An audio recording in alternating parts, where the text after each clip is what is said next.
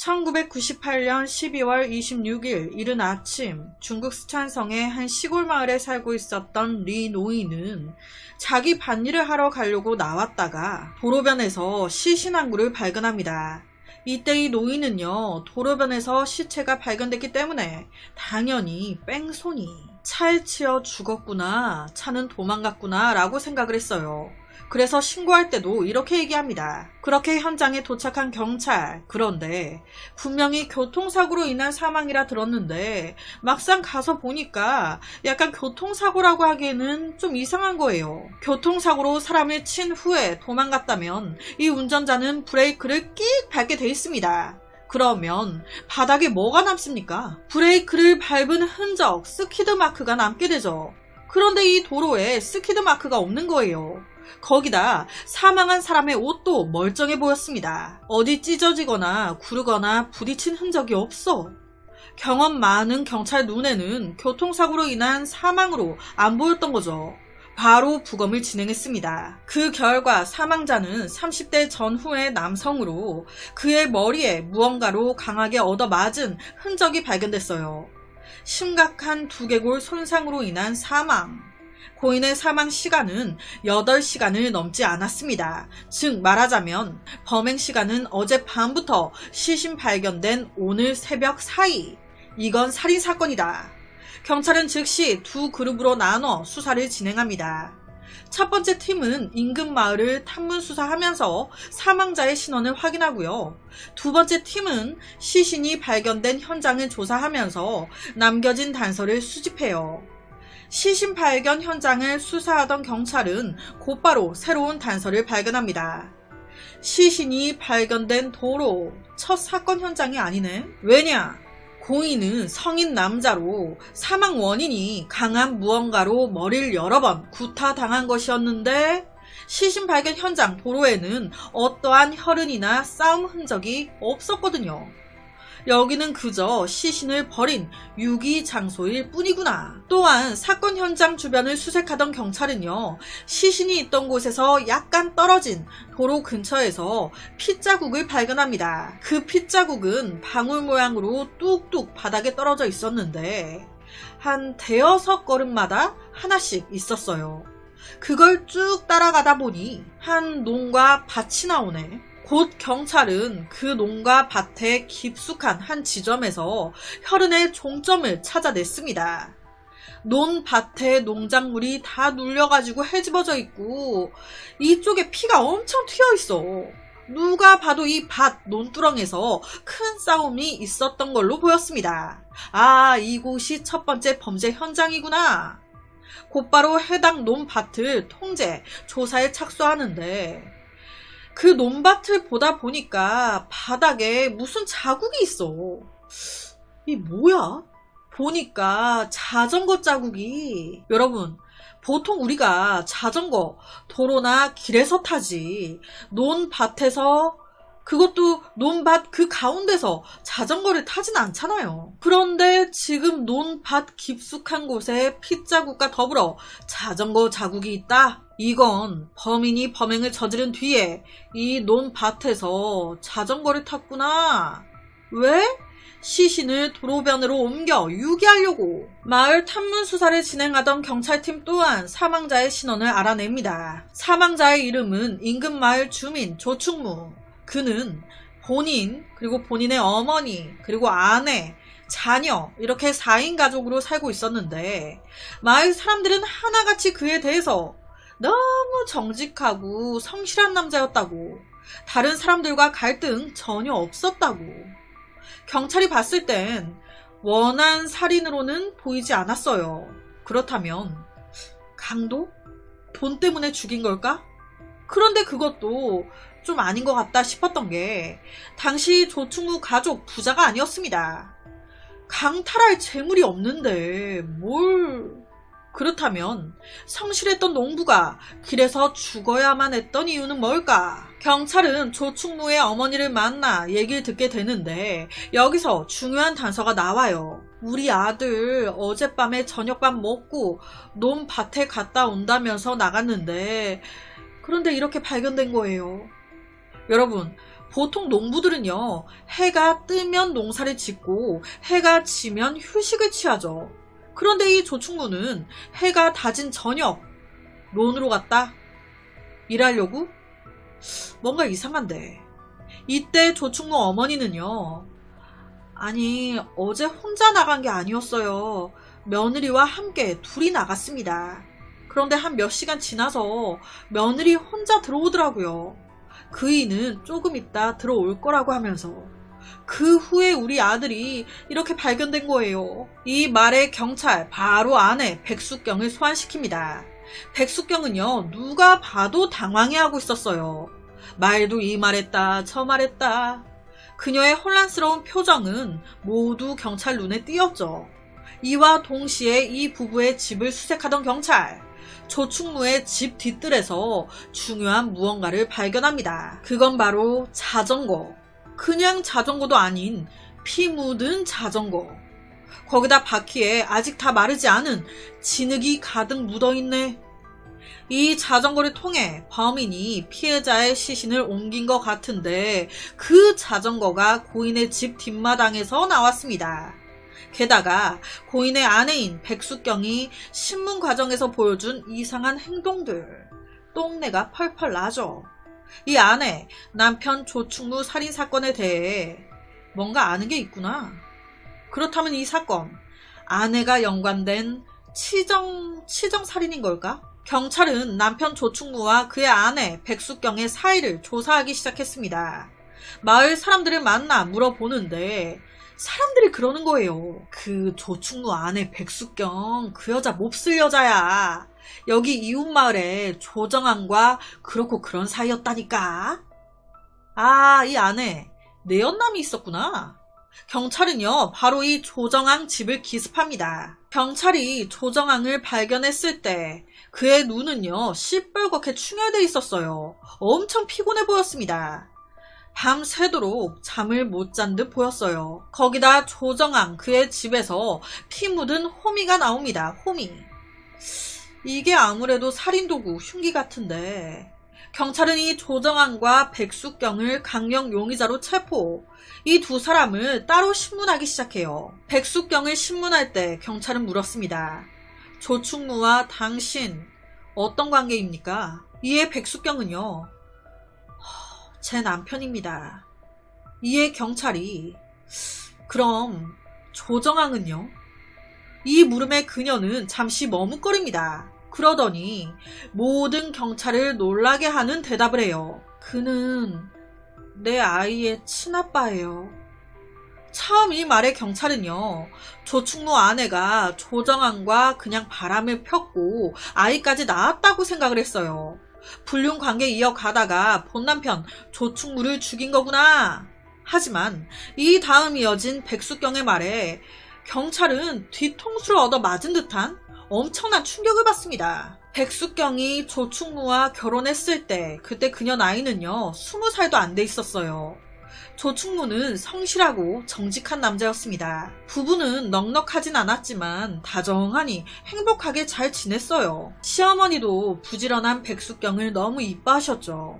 하지만 시간이 지나가면서 이런 달콤하고 평온한 생활에 변화가 생기기 시작합니다. 부부가 결혼한 지 몇 년이 됐는데 임신 소식이 없어.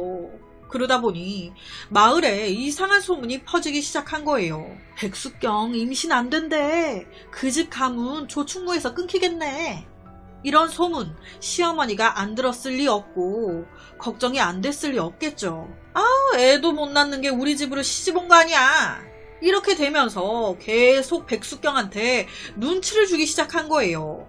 남편 조충무 역시도 말은 안 하지만 남의 집 아기를 볼 때마다 얼굴에 늘 부러워하는 기색이 역력했습니다. 그녀 입장에서는 내가 죄인이 된 것 같은 기분? 그러다 1992년 어느 날 밤 조충무가 아내 백숙경한테 당신 산부인과 가서 검사 한번 해보는 거 어때? 라고 제안해요.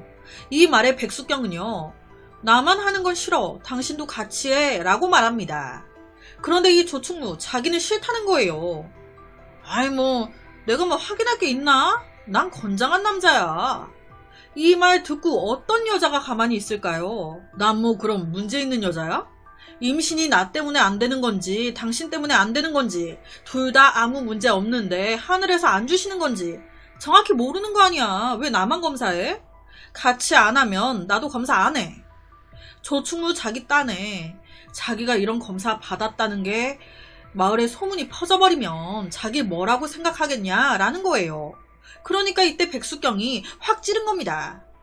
당신 지금 우리 사이에 아이보다 임신보다 그놈의 체면이 더 중요하다는 거야? 결론은 이 말에 약해진 조충무. 그래, 같이 검사해보자.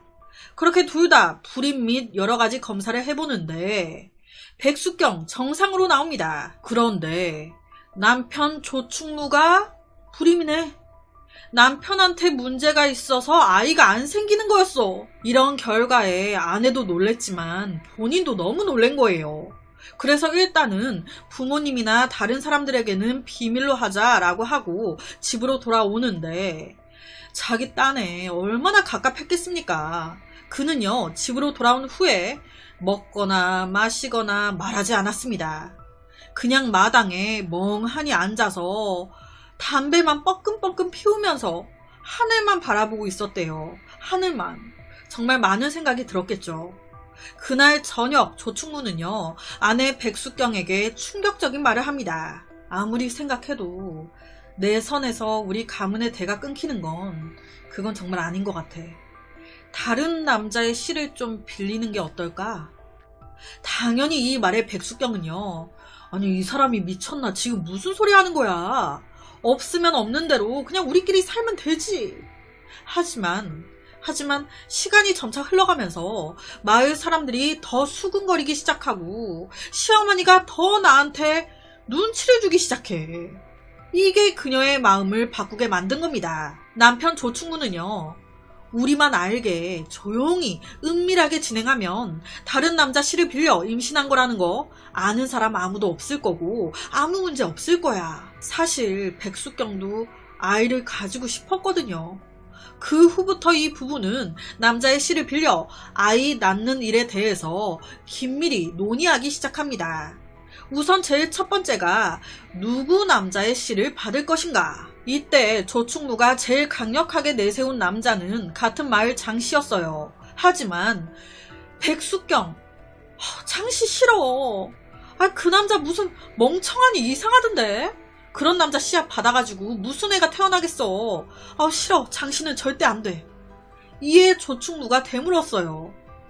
그럼 넌 어떤 남자가 괜찮은데? 이때 나온 남자 이름이 바로 조정왕이었습니다. 이웃마을에 조정왕?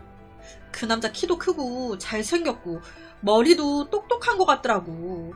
그 정도 남자의 씨를 받아야 괜찮은 아이가 태어나지 않겠어? 이 소리에 조충무는 좀 찜찜했습니다. 왜냐? 내가 생각해도 이 조정왕 잘생기고 매력있거든. 머리도 확실히 똑똑하거든.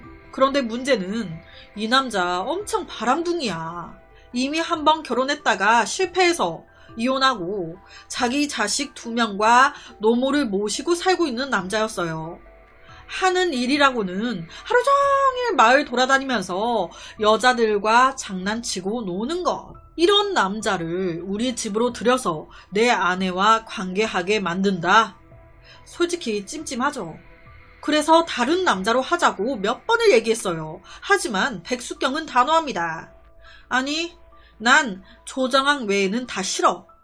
너무 단호하게 조정왕만을 원하니 어쩌겠어요. 찜찜해도 우리 미래의 아이를 위해 허락해야지. 그렇게 다음날 조충무가 조정왕을 자신의 집으로 초대했습니다. 술 한잔 마시면서 이런 모든 얘기를 했어요. 보통 사람 같으면 막 놀래하면서 좀 그런데 내가 어떻게 당신 와이프를 건드려 하면서 한 번쯤 거절할 법도 한데 이때 조정왕, 아싸, 진짜 그래도 돼? 나중에 나한테 뭐라고 하면 안 돼? 그냥 바로 덥석 무네. 이 조충무는 조정왕한테 이때 딱 하나를 강조합니다. 이 일은 오직 너와 우리 부부만 알고 있는 거야. 다른 사람한테 얘기하면 안 돼. 내 아내가 아이를 낳으면 넌 무조건 연락을 끊어야 돼. 계속 내 아내와 연락하면 안 돼. 이 말에 조정왕은요, 걱정하지 마. 그렇게 그날 밤 조정왕은 조충무의 방에서 남편 조충무의 허락하에 조충무의 아내와 잠자리를 가졌습니다. 이때 조충무는 집 앞뜰에 앉아가지고 그들의 성관계가 끝나기를 기다리면서 줄담배를 피고 있었대요. 이 임신이요, 한번 성관계하고 나서 바로 되는 경우도 있지만 거의 안 되는 경우가 대부분이거든요. 그러니까 이 조충무의 아내와 조정왕의 성관계 여러 번 진행이 돼야 되는 거예요. 이에 조충무는요, 매일 밤마다 함께 사는 어머니 몰래 새벽에 은밀하게 조정왕을 집에 들여 자기 아내가 있는 방으로 보냅니다. 그리고 자기는 그 집에 어떻게 같이 있겠어요. 자기 아내가 다른 남자랑 잠자리 하는 그 이상한 소리 다 들리는데 참 기가 막힌 상황이죠. 다행히 모든 일은 순조롭게 진행됐고 3개월 후 백숙경 임신에 성공합니다. 아무것도 모르고 있었던 이 조충무의 어머니는요, 임신 소식에 너무너무 좋아했어요. 남편 조충무도 그제서야 안도의 한숨을 쉬었죠.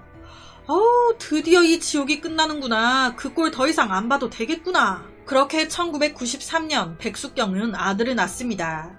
조충무는요, 정말 이때 너무너무 행복했어요. 하지만 이때부터 애시당초 그가 걱정하고 있었던 일들이 일어나기 시작합니다. 원래 임신하고 애 낳고 하면 조정왕 우리 부부와 연락을 끊기로 했어요. 그렇게 약속을 했잖아요.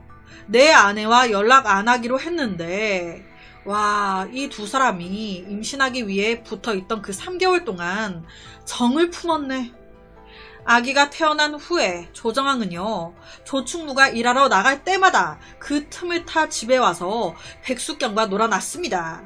하지만 이게 안 걸리고 100이겠습니까? 조충무가 어느 날 일찍 퇴근을 한 거예요. 그렇게 집 쪽에 거의 다 다다랐을 때, 어라, 우리 집 안에서 조정왕 이 새끼가 기어 나오네. 사람 촉이 있잖아요. 와, 씨, 연락 안 하기로 해놓고 우리 집을 수시로 들락달락 거리고 있었던 거야? 바로 조정왕 붙잡아 물어봤어요. 야, 너 뭐냐? 연락 끊기로 안 했냐? 그랬더니 이 새끼가 실실 웃어. 그러면서 한단 소리가, 아니, 내가 내 씨 하나 더 줄게. 너 애 하나 더 낳게 해줄게. 당신 아내도 나 좋다고 난리야. 이대로 끝내긴 아쉽잖아. 이 말 듣고 어떤 남편이 화가 안 나겠습니까? 그러니까 집 안에서 홈이 들고 나온 거예요. 이 새끼 그냥 죽여버린다고. 그랬더니 조정왕 눈 하나 깜짝 안 하고 오히려 조충무를 협박합니다. 야, 너 지금 그걸로 나 조금이라도 다치게 하잖아? 네가 한 짓, 니들 부부가 한 짓, 내가 마을 사람들한테, 니네 엄마한테 다 까발릴 거야. 그럼 마을 사람들이 뭐라고 할까? 이렇게 말하면서 자기가 먼저 가버려요. 이런 상황이 돼버리니 좀 후회가 되는 거예요. 아무리 내가 다른 남자 씨가 필요했어도 저놈은 안 된다고 끝까지 말렸어야 했는데, 오히려 이 비밀을 말하겠다면서 역으로 협박을 해버리니까 조충무는 아내 백숙경과 조정왕의 불륜을 막을 수가 없었습니다. 그러니까 둘이 더 대놓고 불륜 짓을 하는 거예요. 이 둘의 불륜은요, 무려 6년 동안이나 이어졌습니다. 시간이 흐를수록 이 조정왕은요, 완전 막가파로 나와요. 처음에는 남편 조충무가 일 가거나 집에 없을 때 와가지고 백숙경과 잠자리하고 했단 말이에요. 그런데 나중에는요, 남편 조충무가 떡하니 집에 있는데도 찾아옵니다. 떡하니 본 남편이 있는데도 그 옆에서 남의 아내와 막 잠자리하고 하하호호하고. 그러니까 인연도 똑같은 년이에요. 대놓고 이런 짓을 하는데 마을 사람들이 입에 안 오르겠습니까? 마을 사람들까지 다 알게 된 거예요. 그러면서 소문까지 나기 시작한 겁니다. 아니, 그 애가 조충무 애가 아니라던데? 온갖 못된 말들. 조충무는 마을에서 고개를 들 수가 없었어요. 당연히 아내와의 사이도 멀어질 수밖에 없죠. 1998년 어느 날 조충무는 아내 백숙경한테 무릎을 꿇습니다. 제발 그놈이랑 만나지 말라고, 가정에 충실해달라고. 하지만 이 말의 아내는요, 애초부터 나한테 다른 남자랑 자라고 한 건 너였어. 니네 가문 이어야 된다면서 하기 싫다는 나를 쫓아다니면서 하라고 한 게 너였다고. 그런데 이제 와서 그만하라고?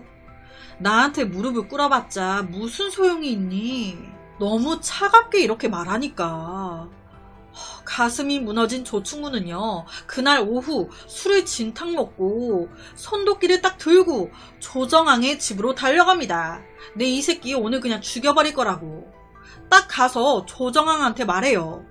너 내 아내랑 한 번 더 연락하고 만나면 진짜 죽여버린다. 너도 죽고 나도 그냥 죽는 거야. 어? 이때 이 분위기가 있잖아요. 찾아온 조충무의 눈빛이 진짜 살벌해. 이때 조정왕이 좀 쫄은 거예요. 이때의 경고를 받은 후에 조정왕은 확실히 한동안 잠잠했습니다. 하지만 얼마 지나지 않아 또 밤이 외로워 백숙경과 다시 만나기 시작해요. 그러다 한날 백숙경이 조정왕 품에 안겨 이런 말을 한 거예요. 자기야, 나 이제 이렇게 잘 나오지도 못하겠어. 조충무 그놈이 허구한 날 내가 어디 가는지 화장실 가는 것까지 다 지켜보고 감시한다니까.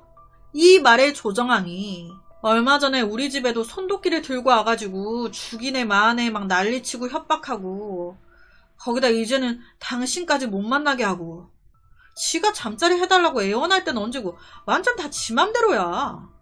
이렇게 되면서 사악한 생각이 떠오른 거예요. 아무래도 그가 우리를 죽이기 전에 우리가 먼저 그를 죽이자. 아니, 보통 내연남이 이런 얘기를 하면 아니야, 그래도 살인은 아니지 라면서 말리던지 해야 되는데, 이때 이 아내는요, 자기 남편 죽이자는데 가만히 있습니다.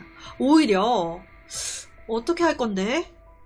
이때 조정왕은 이렇게 말해요. 백숙경, 우선 너는 며칠간 나한테 오지 말고 그놈한테 잘해줘. 그러다가 내가 신호를 주면 그날 조충무를 데리고 밭으로 와. 내가 거기서 기다리고 있다가 알아서 조충무를 죽일게. 이에 백숙경은 알겠어. 그녀는요, 진짜 조정왕이 시키는 대로 며칠 동안 남편 조충무한테 엄청 잘해줍니다. 이때 조충무는요, 아내가 드디어 마음을 바꿨구나 라는 생각에 엄청 좋아했고 행복해했어요. 이런 악마의 속도 모르고. 그러다 1998년 12월 25일 저녁, 식사 후에 백숙경은 조충무에게 산책을 제안합니다. 여보, 소화시킬 겸 우리 밭 쪽으로 해서 쭉 돌다 올래요? 이 말에 그는 좋다고 오케이. 그렇게 둘이 함께 나가는데, 밭 쪽으로 가면서 백숙경, 그의 오만 비를 다 맞춰줘요. 그러니까 조충무는 이런 일이 발생할 거라고는 상상도 못하고 그저 아내의 다정함에 취해 되게 행복해하고 있었는데, 밭 쪽에 거의 다 달았을 때 갑자기 근처 숲에서 어두운 그림자가 나타났습니다. 다짜고짜 누군가가 손도끼로 그의 머리를 연타로 계속 내려치기 시작. 조충무는 비명을 지르면서 땅에 쓰러졌고 얼마 안 가 사망했습니다. 당연히 내려친 남자는 조정왕이었죠. 자기 남편이 처참하게 살해당하는 그 순간, 방금까지 남편을 바라보면서 하하호호 거렸던 이 아내 백숙경, 냉정하게 너무 차갑게 가만히 서서 남편 죽어가는 걸 쳐다보고 있었대요. 조충무의 사망을 확인한 둘은 자전거를 이용 시신을 길가로 옮겨 버려놨던 겁니다. 아니, 땅에 묻거나 한 것도 아니고 그냥 자전거에 실어 쓰레기 버리듯이 도로가에 툭. 이때 자기들 딴에 교통사고로 인해 죽은 것처럼 이제 보이게 하려고, 교통사고인 것처럼 하려고 이제 그랬다는 거예요. 그 후에 각자 집으로 돌아갔는데 바로 다음날 아침 시신 발견. 사건 저지르고 채 24시간도 안 돼가지고 체포까지 됐던 거예요. 기가 막힌 게요, 체포되고 나서 한 기자가 백숙경과 조정왕한테 따로따로 물어본 질문이 있었어요. 이혼할 생각은 없었냐고. 이에 대해서 백숙경 뭐라고 말한지 아세요? 가족을 잃고 싶진 않았어요. 이혼은 싫었습니다. 그럼 반대로 조정왕은 뭐라고 답했을까요? 그는요, 백숙경과 결혼할 생각이요? 전혀 해본 적 없는데요? 할 생각도 없고요. 아니, 그럼 조충무는 왜 죽인 거야? 서로 자기 갖기는 싫다면서 왜 내연 관계는 이어가며? 아니, 그냥 스릴 있으니까? 분류는 이어가고 싶어서? 이 무슨 얼탱이도 없는 대답입니까? 중국입니다. 어떤 판결이 났을까요? 1999년 11월 18일 아침 이 조정왕 총살령으로 죽었습니다. 사형. 여자의 눈이 멀어, 불륜의 눈이 멀어 사람을 죽이고 본인도 총살령으로 가버린 거예요. 그럼 백숙경은 사형의 집행유예가 선고됐습니다. 감옥에서 생활도 잘했나봐요. 감형돼가지고 2015년도에 석방됐대요. 참. 그래서 오늘은 불임 판정을 받은 남편이 다른 남자의 시를 받아 임신해보자며 자기 아내와 다른 남자의 잠자리를 추선. 그러다가 아내가 그 남자와 바람나고 살인까지 가버린 막장의 한 살인사건을 가지고 왔습니다.